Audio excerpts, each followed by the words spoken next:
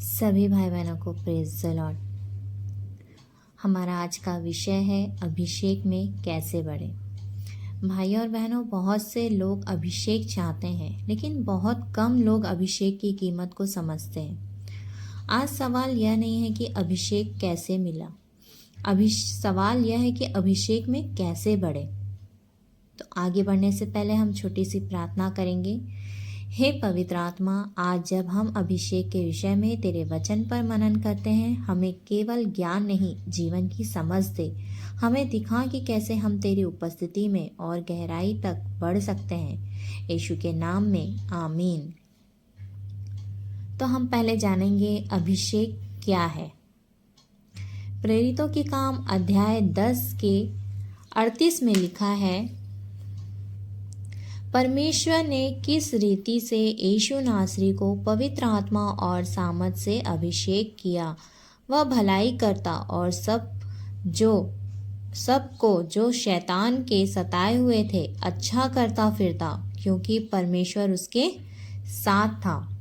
अभिषेक केवल मंच पर शक्ति नहीं, प्रचार में जोर नहीं, लोगों की वाहवाही नहीं। अभिषेक पवित्र आत्मा की वह सामर्थ है जो परमेश्वर की इच्छा पूरी करने के लिए दी जाती है। उद्देश्य हमेशा यही है, सेवा, उद्धार और परिवर्तन। अभिषेक में बढ़ने के लिए गुप्त जीवन गहरा होना चाहिए। मत्ती अध्याय 6 के 6 में लिखा है, परंतु जब तू प्रार्थना करे तो अपनी कोठरी में जा और द्वार बंद करके अपने पिता से जो गुप्त में है प्रार्थना कर, तब तेरा पिता जो गुप्त में देखता है तुझे प्रतिफल देगा।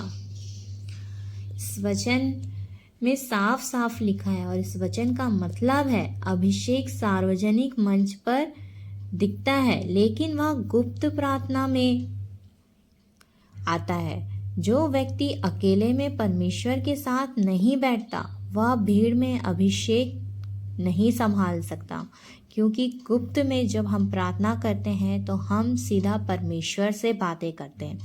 जहाँ प्रार्थना हल्की है, वहाँ अभिषेक भी हल्का होता है।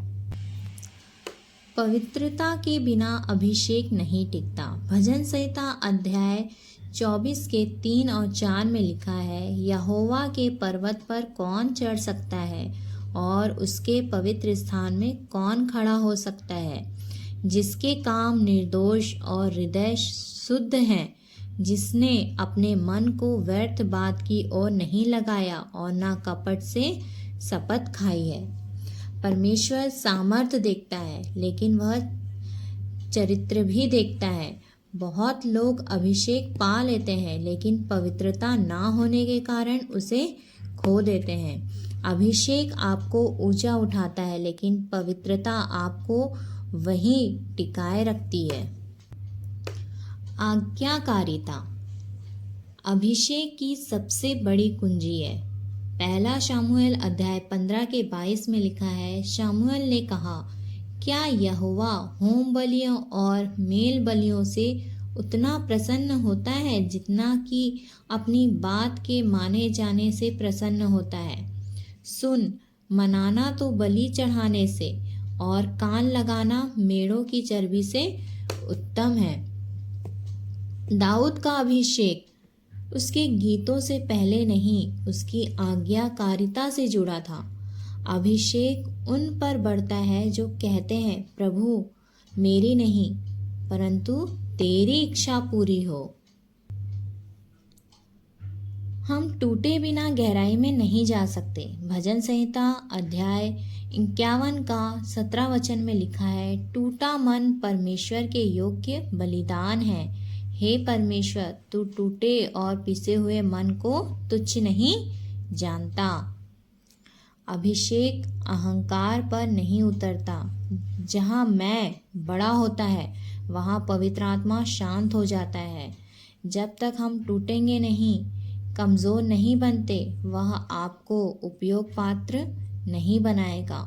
जब हम टूटेंगे, कमज़ोर होंगे, पश्चाताप करेंगे, तब वह आपको उपयोगी पात्र बनाता है।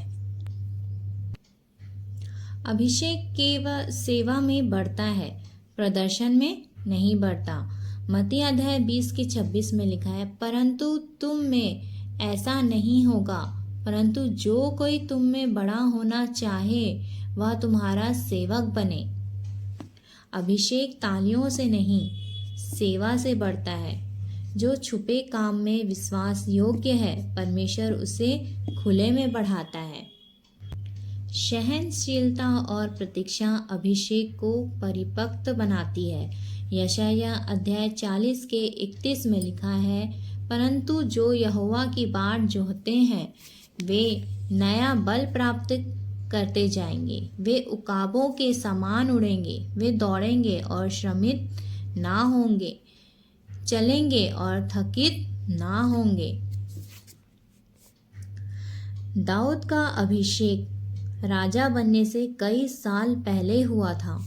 अभिषेक मिलना और अभिषेक में चलना दो अलग बातें हैं। परमेश्वर जल्दबाजी नहीं करता, वह हमें तैयार करता है।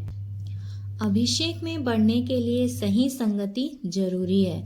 नीति वचन अध्याय 13 का 20 में लिखा है, बुद्धिमानों की संगति कर, तब तू भी बुद्धिमान हो जाएगा, परंतु मूर्खों का साथी नष्ट हो जाएगा। गलत संगति अभिषेक को बुझा देती है। सही संगति आपको प्रार्थना, वचन और पवित्रता की ओर खींचती है।